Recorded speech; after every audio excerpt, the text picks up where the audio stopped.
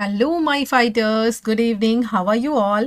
So, today we are going to study Will Wimble, written by Joseph Addison.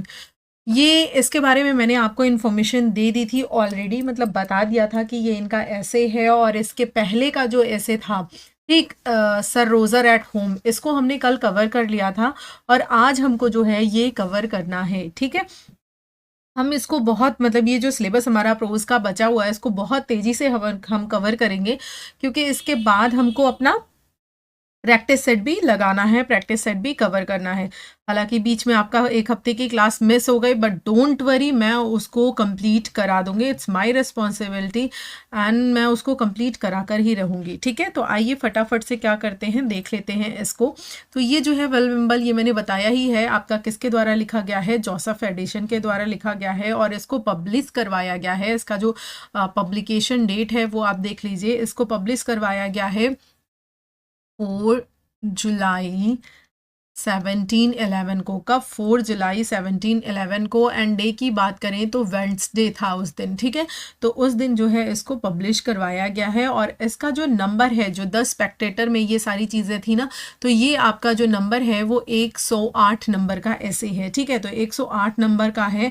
इसका अगर बात करें, the motto is out of breath to no purpose and very busy about nothing. ये motto है। The motto has been taken from one of the fable of Phaedrus and a Tharasian slave who comes to Rome and became free in the household of Augustus। तो ये चीज़ें आपको पता होना चाहिए। ठीक है, और ये जो कैरेक्टर है इसको इन्होंने क्रिएट किया है, जैसे कि इससे पहले हमने देखा था सर रोज़र का कैरेक्टर क्रिएट किया हुआ था। इस ऐसे में जो है वो इन्होंने किसका, इनका कैरेक्टर जो है वो क्या किया है, क्रिएट किया है, आपको दिखाया है। और किस तरह से लेटर आता है, कैसे उस लेटर में फ़िश का जिक्र होता है, ये सारी चीज़ें जो है हम देखने वाले हैं।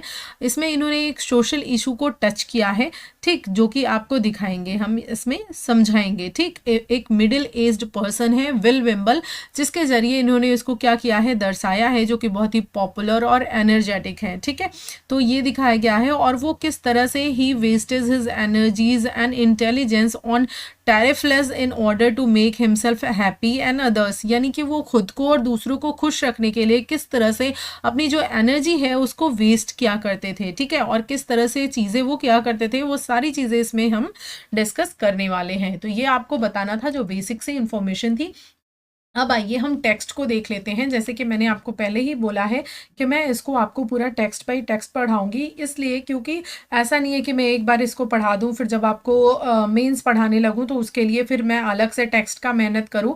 इसीलिए जो है मैं आपको टेक्स्ट ही बताती चल रही हूँ, ताकि आपके दिमाग में भी चीज़ें बिल्कुल क्रिस्टल क्लियर हो और मैं भी अपना टेक्स्ट पढ़ा सकूँ तो फ्री के बाद, ताकि मैं मेन्स की आंसर राइटिंग आप लोगों को करवा सकूँ। तो इसीलिए मैं सारी चीज़ें बिल्कुल डिटेल एंड डेप्थ में लेकर चल रही हूँ।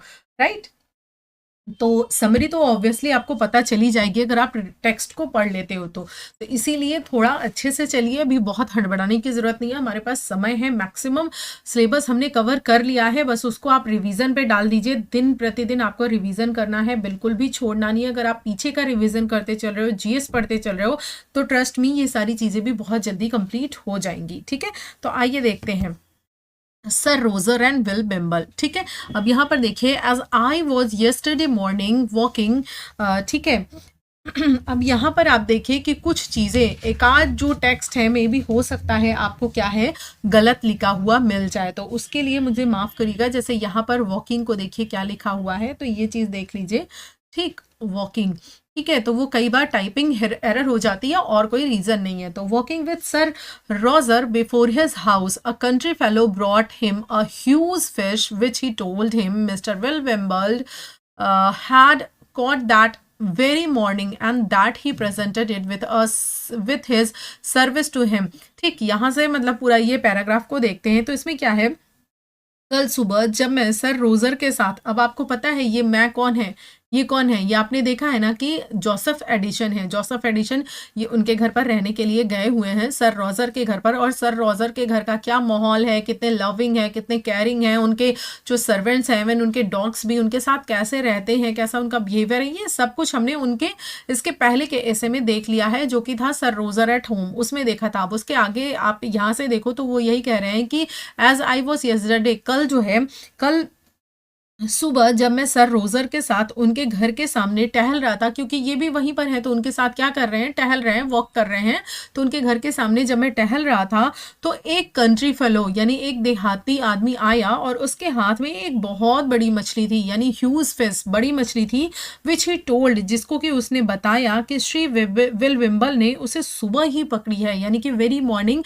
आज ही सुबह एकदम तड़के ही विल विम्बल ने इस मछली को पकड़ा है और आपके लिए दिया है, that he presented it with his service to him, और इसको क्या किया है उन्होंने, आपकी सेवा में इस मछली को भेंट किया है, unintended to come and dine with him, यानी कि और उन्होंने आपके साथ भोजन करने का इरादा भी किया है, यानी कि ये फिश आपके लिए उन्होंने भिजवाई है। जैसे कि सपोज दैट हम और आप बात कर रहे हैं, कोई थर्ड पर्सन आता है और वो एक फिश डिलीवर करता है और कहता है कि फला आदमी ने उस फिश को भेजा है और वो आपके साथ आज रात डिनर करने आ रहे हैं, तो सेम लाइक दैट वैसा ही है। ये दोनों लोग टहल रहे थे, कोई एक आदमी आता है, इनको फिश देता है, बड़ी सी फिश होती है, और बताता है कि सर विल विम्बल ने इसको सुबह ही पकड़ा है और आपके लिए भेजा है और वो रात में आपके पास आने वाले हैं डिनर करने के लिए, इतना बोलता है। At the same time he delivered a letter, उसी समय वो एक लेटर भी देता है, which my friend read to me, उस लेटर को, वो लेटर किसका है अभी आपको पता चलेगा, तो उसी का व्यक्ति का है, और उस लेटर को जो है वो जो सर रॉजर है सॉरी वो अपने फ्रेंड के सामने ही यानी जोसेफ एडिसन के सामने ही क्या करते हैं, पढ़ना स्टार्ट कर देते हैं। जैसे ही वो जो संदेश वाहक है वो लेफ्ट करता है, जाता है, तुरंत ही वो उसको क्या करते हैं, रीड करना स्टार्ट कर देते हैं। अब आगे देखिए लिखा है, अब वो लेटर की बात है, ठीक है। अब ये जो आप पढ़ रहे हो ये क्या है, ये आपका ये जो पैराग्राफ है ये आपका वो लेटर में जो चीजें लिखी हुई हैं वो है, राइट। सर रोजर, आई डिजायर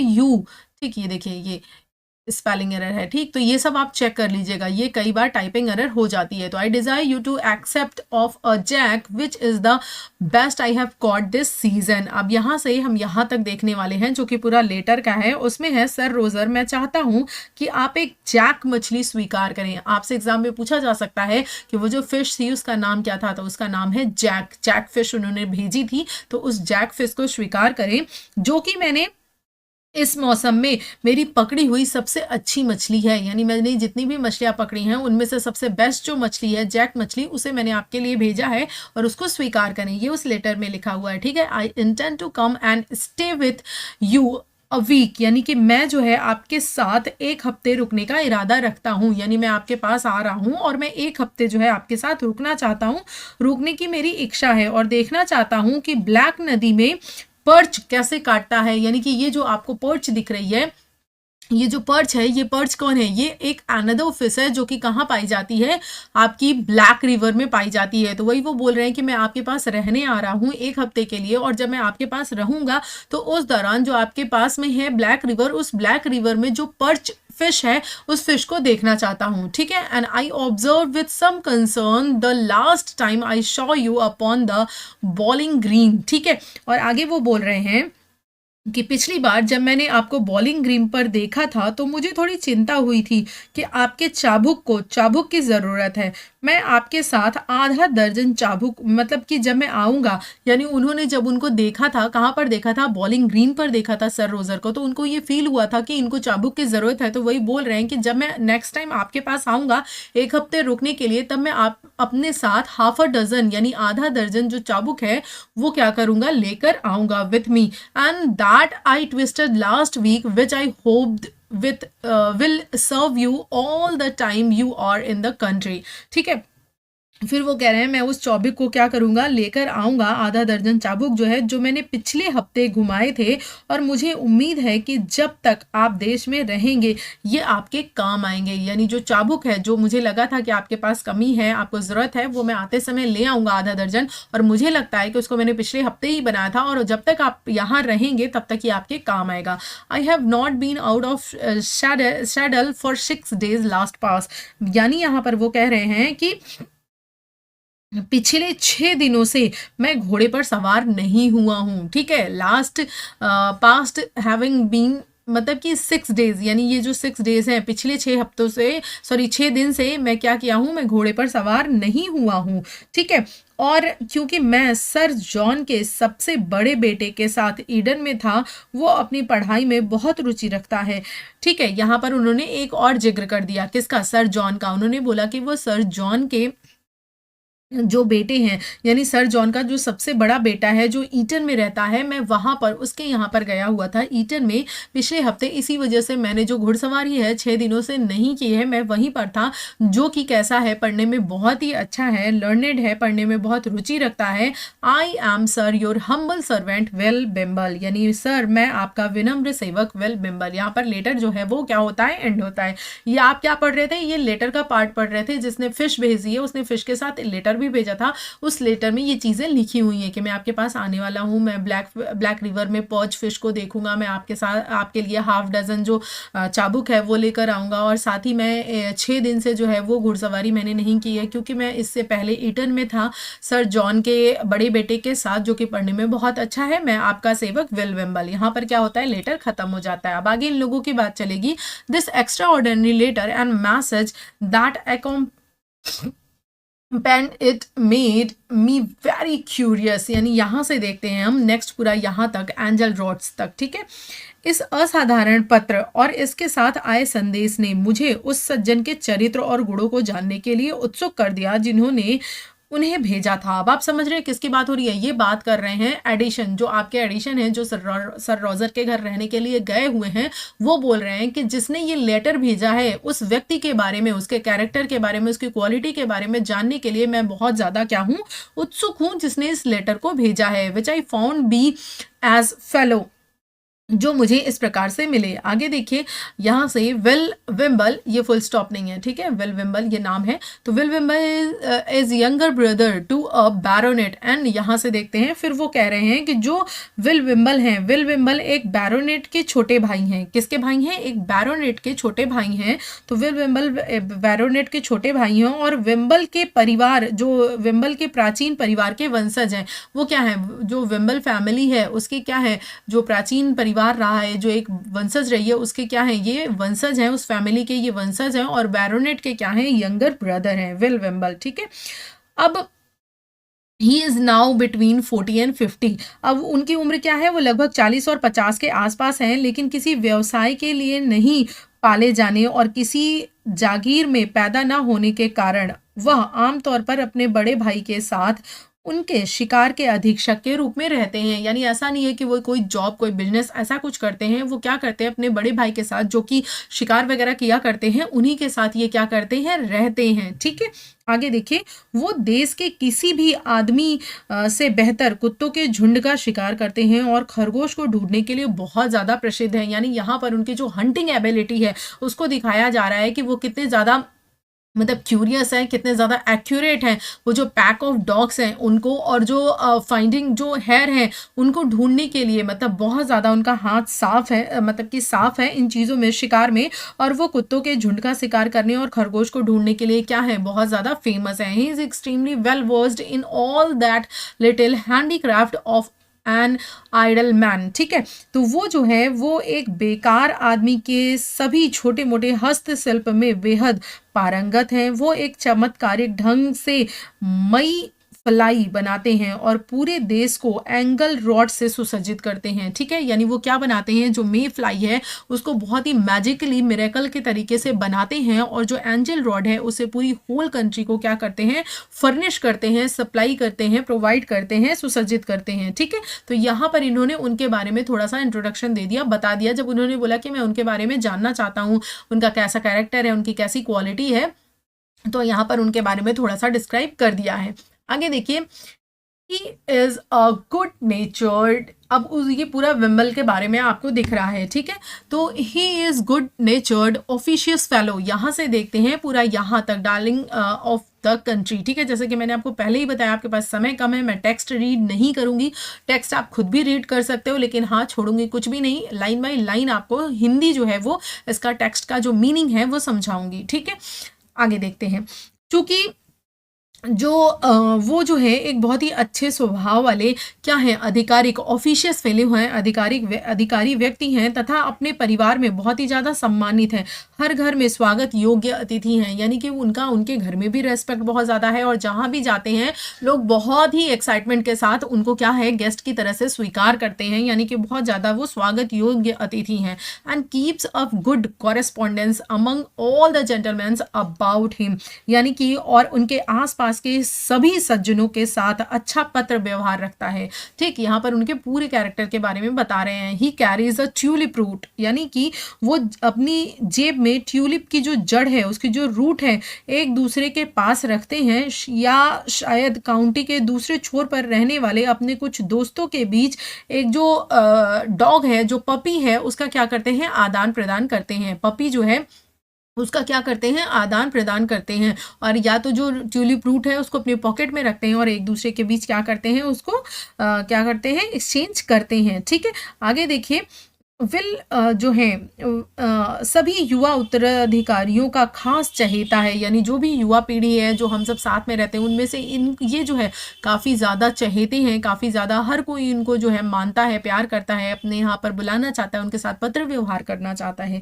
ठीक है, तो वो काफ़ी जो है चहेते हैं, जिन्हें वो अक्सर अपना बुना हुआ जाल या खुद बनाया हुआ सेंटिंग डॉग देता है। वो कभी कभी उनकी माताओं या बहनों को अपनी बुनाई से बने गार्टर का एक जोड़ा भेंट करता है, और जब भी उनसे मिलता है उससे पूछ कर कि वे कैसे पहनते हैं, उनके बीच खूब हंसी मजाक करता है। ये सजनतापूर्ण जो बनावट है, विनम्र छोटे छोटे व्यवहार विल को पूरे देश का क्या बनाते हैं, प्रिय बनाते हैं, डार्लिंग बनाते हैं। यानी कि ये उनके बारे में बता दिया कि वो क्या क्या करते हैं, कैसे अपने जेब में ट्यूलिप फ्रूट रखते हैं, कैसे पपीज़ को एक्सचेंज करते हैं, ठीक है, कैसे जो सेटिंग डॉग है, ठीक है, वो सारी चीज़ें करते हैं। और वो जो है निटेड जो भी मदर एंड सिस्टर्स हैं उनको क्या करते हैं, उनका जो खुद का बुना हुआ निटिंग गार्टर है, ये जो गार्टर है ये देते हैं, और लास्ट में उनसे पूछते भी हैं कि हाउ दे वेयर, आप इसको पहनते कैसे, और हंसी मजाक भी करते हैं। तो इनके इस जॉली नेचर के कारण ये काफ़ी ज़्यादा जो है क्या है, पूरे देश के क्या है, बहुत ही ज़्यादा प्रिय हैं। ठीक है,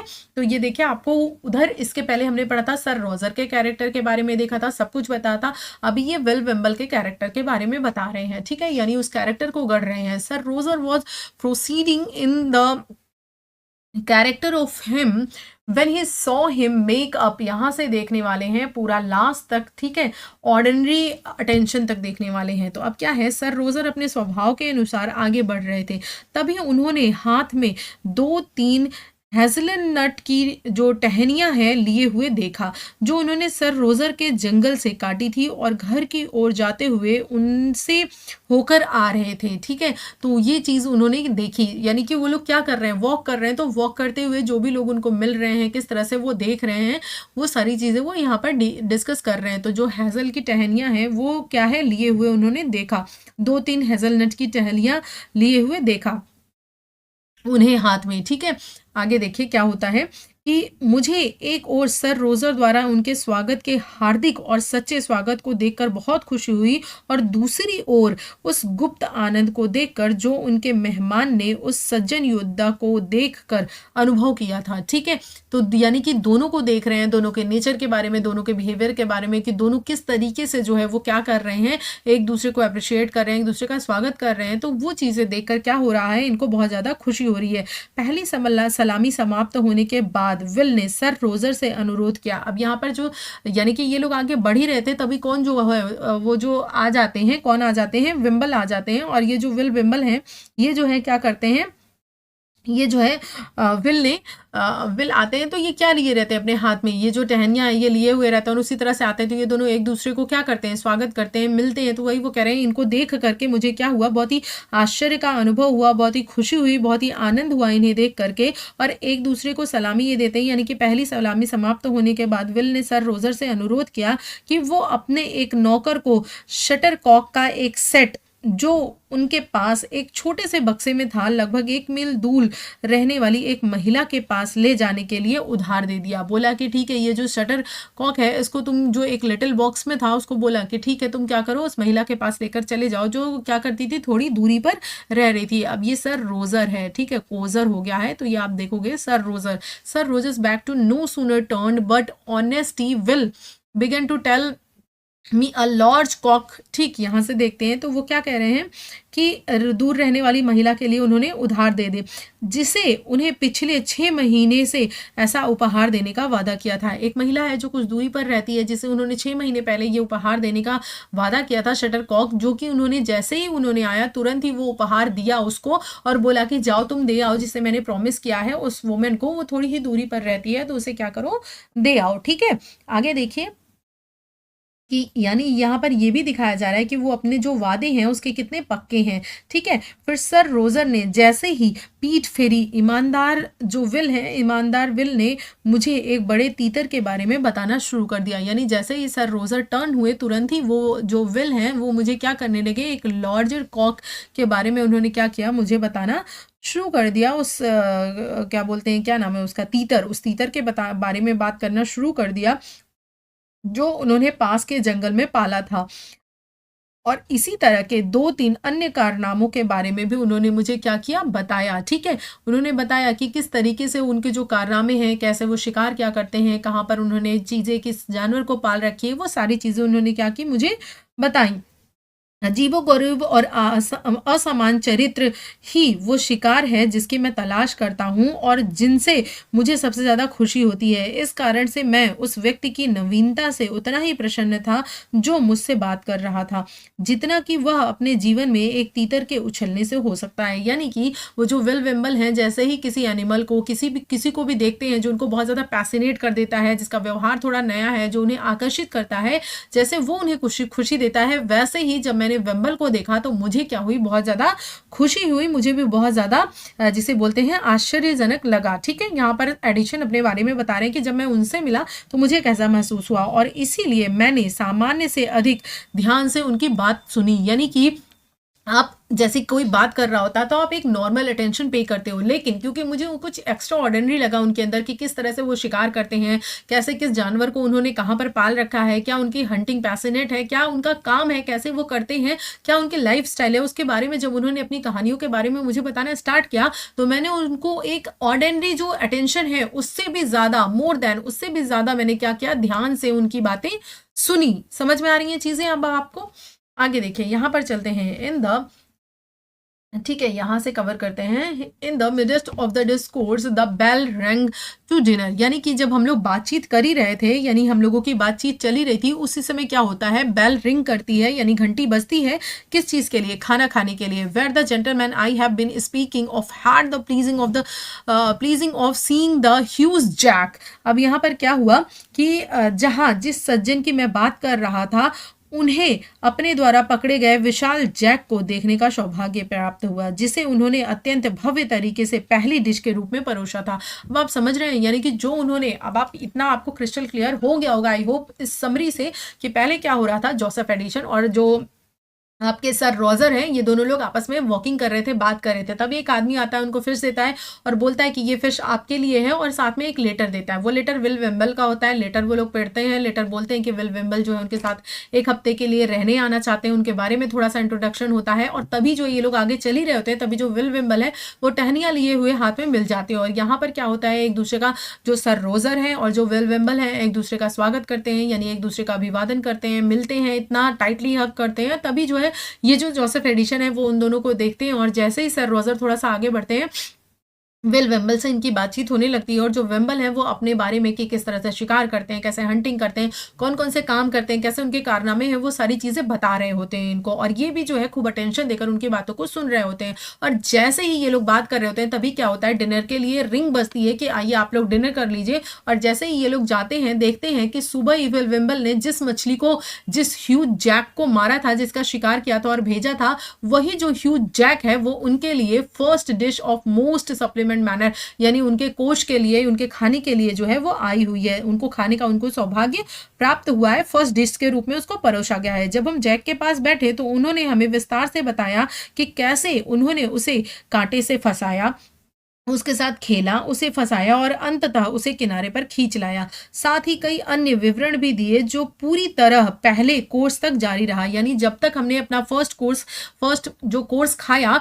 जब तक मैंने उसको फिनिश किया, यानी उस फर्स्ट कोर्स यानी उस जैक को हमने खाया, तब तक उन्होंने उस मछली, उस जैक के बारे में ही बात की कि किस तरह से उस जैक को उन्होंने हुक किया, पकड़ा मछली को, कैसे उसके साथ खेला, कैसे उसको किनारे पर लेके आए। तो वो सारी चीज़ें उन्होंने हमें बताई। अब आप सोचिए क्या हमारे साथ लिटरली ऐसा होगा तो हमारे मुंह में निवाला भी जाएगा। मतलब लिटरली मुझे तो ये पढ़कर भी बहुत अजीब सा लग रहा है। मतलब जो वेजिटेरियन है उनको थोड़ा अजीब लगेगा कि वो जिस फिश को मारकर खा रहे हैं, उस फिश के बारे में इतनी डिटेल से बात कर रहे हैं और खाए भी जा रहे हैं, उसको एंजॉय कर रहे हैं। मतलब sorry I am extremely sorry, pure vegetarian, इसलिए मुझे थोड़ा ऐसा लग रहा है। जो लोग नॉनवेज वगैरह खाते हैं वो ओके होंगे, बट कोई बात नहीं, चलिए ठीक है, ये टेक्स्ट है, हमको पर्सनल नहीं लेना है चीज़ों को।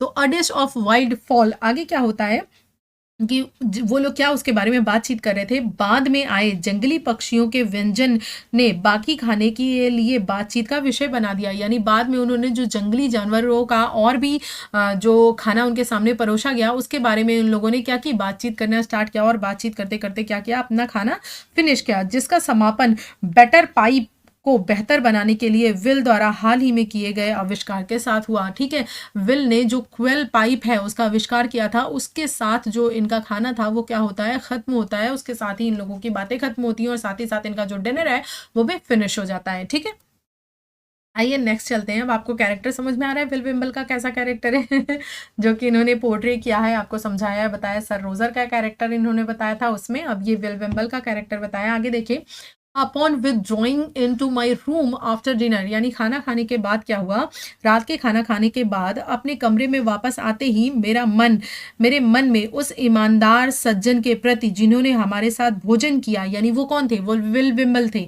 तो वो विल विमल के लिए मेरे मन में दया उमड़ पड़ी। मैं बड़ी चिंता के साथ ये सोचने से खुद को रोक नहीं पाया कि इतना नेक दिल और इतने व्यस्त हाथ कैसे पूरी तरह से तुच्छ कामों में लगे रहते हैं। यानी ये कि जिनका हार्ट इतना अच्छा है, जो इतने बिजी रहते हैं, उनके ये जो हाथ है वो किस तरह से इतने छोटे छोटे इतने तुच्छ कार्यों में हमेशा लगे हुए रहते हैं। इनकी मानवता दूसरों के लिए इतनी कम लाभदायक कैसे हो सकती है। यानी यहाँ पर जो चीज़ मुझे फील हो रही थी, लिटरली वही चीज़ इनको भी, यानी राइटर को भी फील हो रही है, एडिशन को भी फील हो रही है, जोसेफ एडिशन को, कि ये इनका दिल इतना अच्छा है, ये इतने सॉफ्ट हार्टेड है, इतना बातचीत करने में अच्छे, इनका नेचर इतना जॉली है, तो ये इतने छोटे छोटे काम, इतने तुच्छ कार्यों में यानी शिकार करने में कैसे हम अपना पूरा जो टाइम है वो लगा देते हैं, अपना कैसे इसी में व्यस्त रहते हैं। ठीक है, ये कितना मतलब इतना कम लाभदायक काम ये कैसे कर सकते हैं। ठीक, ये इतनी मतलब इनके अंदर इतनी कम मानवता कैसे हो सकती है कि ये कैसे उसको कट कर रहे हैं, और ये सारी चीज़ें उसी चीज़ के बारे में ये बात कर रहे हैं कि कैसे हो सकती है। यही मन स्थिति और काम काज में लगन उसे जनता का सम्मान दिला सकती है और जीवन के किसी दूसरे स्तर पर उसकी संपत्ति बढ़ा सकती है। यानी उसकी जो मानवता है, जो इतना अच्छा है, अगर वो यही काम करें तो उसको जो है वो दूसरे स्तर पर क्या हो सकता है, और भी ज़्यादा उसको संपत्ति मिल सकती है और उसको क्या हो सकता है, सम्मान हो सकता है। ऐसे उपयोगी यद्यपि साधारण योग्यता के साथ एक व्यापारी अपने देश या खुद का क्या भला नहीं कर सकता। ठीक है, क्या भला नहीं कर सकता, यहाँ पर उन्होंने क्या किया है, क्वेश्चन किया है। ठीक, आगे देखिए, यानी कि वो जो आपने अभी जो पैराग्राफ पढ़ा है उसमें ये था कि अब सब लोग डिनर कर लिए, अपने अपने रूम में चले गए। तो अपने रूम में जाने के बाद ये विल विम्बल के जो भी काम है, जो भी इनका नेचर रहा है, उसके बारे में क्या किया है, इन्होंने सोचा है। यानी कि ये सोच रहे हैं कि वो कैसा काम करते हैं, क्या करते हैं, अगर वो कुछ और करे तो वो किस तरह से जो है उनको और ज़्यादा प्रॉफिट हो सकता है, किस तरह से उनका और जो है वो क्या हो सकता है, उनको पहचान मिल सकती है। ये लाइक लिखा हुआ है, ठीक, लाइक जेंटलमैन। यहाँ से देखते हैं, Will Wimble is the case of many younger brothers of great family who had rather seen their children starve like gentleman. यहाँ से देखते हैं, तो इस रात के खाने के बाद जो भी चीज़ें थी वो लोग अपने रूम में चले गए, उसके बाद वो उनके बारे में सोच रहे हैं। उसके आगे की चीज़ें देखते हैं। विल विम्बल का मामला एक बड़े परिवार के कई छोटे भाइयों का है। यानी एक जो बड़ी फैमिली होती है, इस बड़ी फैमिली में जो कई भाई होते हैं, तो उन भाइयों में जो छोटे भाई होते हैं उनके जैसा इनका मामला है कि जो अपने बच्चों को अपनी योग्यता से कमतर व्यापार या पेशे में कामयाब होने के बजाय इन सज्जनों को भूखा मरते देखना ज्यादा पसंद करते हैं। ठीक है, ये हास्य यूरोप के कई हिस्सों को गर्व और भिक्षावृत्ति से भर देता है। यानी कि क्या है, ये प्राइड और जो बैगर है, भिक्षावृत्ति है, इससे भर देता है। यानी यहाँ पर वो ये कहना चाह रहे हैं कि जो बड़े परिवार के लोग हैं, जो बड़े परिवार के कई छोटे भाई हैं, जो क्या करते हैं, अपने बच्चों को योग्यता से कमतर जो व्यापार है और पेशे में कामयाब होने के बजाय, यानी कि जैसे कि सपोज दैट आप समझ रहे हो कि जैसे मान लीजिए कोई बहुत ही रिच फैमिली का है, आपने अपनी सोसाइटी में भी ये चीज़ें देखी होंगी कि उनके घर में क्या होता है, जैसे मान लीजिए ऐसे ज़्यादा, मान लीजिए पर्सनल मत लीजिएगा, जस्ट एक एग्जांपल पेश कर रही हूँ। जैसे कि आप ब्राह्मण हैं या आप ठाकुर हैं, तो आपको ये हो जाएगा कि अरे तुम ठेला कैसे लगा सकते हो, तुम इतना छोटा काम कैसे कर सकते हो, तुम सब्जी कैसे बेच सकते हो, तुम एक शॉप कैसे ओपन कर सकते हो। तो होता नहीं है कि आप भले ही भूखे मर जाओ, भले ही आपकी जो क्वालिटीज़ हैं वो साइड रह जाएं, उससे कोई मतलब नहीं है, लेकिन आपका जो एक होता नहीं है कि आपकी जाति है तो आपको ये काम नहीं करना पड़ेगा या आपको ये काम करना पड़ेगा। तो वही यहाँ पे ये क्वेश्चन अराइज कर रहे हैं कि उनकी जो मतलब कि एबिलिटी है या जो उनकी कामयाबी है उससे कम काम, यानी कि जो उनका स्तर है उससे कम काम नहीं करने देते हैं। उसकी वजह से उनको क्या होता है, उनको जो है उन सज्जनों को क्या है, भूखा मरते हुए ज़्यादा देखता है, वो पसंद करना चाहते हैं। यानी कि आपकी फैमिली है, आपकी फैमिली आपको बोलेगी कि तुम जाकर ठेला मत लगाओ, वहाँ पर उनका ईगो, उनका प्राइड आ जाएगा कि मेरे घर का बच्चा ये करेगा तो मेरी शर्म हो जाएगी। चाहे वो बच्चा दिन भर घुट रहा है, डिप्रेशन में हो रहा है, खाना नहीं खा रहा है, खाना इन द सेंस यानी कि उसकी इनकम नहीं हो रही है, किस तरह से वो परेशानी में है, वो चीज़ें नहीं देखते हैं। तो जिस वजह से वो बता रहे हैं कि क्या हो रहा है, यूरोप में कई हिस्सों में गर्व और भिक्षावृत्ति जो है वो बढ़ जा रही है। यहाँ पर राइटर आपके यही कहना चाह रहे हैं कि जो एक आपका ओहदा है, कोई भी काम, यहाँ पर इन शॉर्ट छोटी सी बात ये करें तो वो ये कहना चाह रहे हैं कि कोई भी काम छोटा या बड़ा नहीं होता है, इंसान को अपनी योग्यता, अपनी पसंद के अनुसार काम करना चाहिए। अदरवाइज अगर आप इस तरह से ईगो लेकर के चलोगे तो यही होगा कि आप क्या है, बिल्कुल बेकार से हो जाओगे। ठीक है, आगे देखिए, it is the happiness of a trading nation like ours that the younger sons, यहाँ से देखते हैं कि हमारे जैसे व्यापारिक राष्ट्र के लिए ये खुशी की बात है कि छोटे बेटे भले ही किसी भी उदार कला या पेशे में अक्षम हो, उन्हें ऐसी जीवन शैली दी जाए जो शायद उन्हें अपने परिवार के सर्वश्रेष्ठ लोगों के साथ प्रतिस्पर्धा करने में सक्षम बनाए।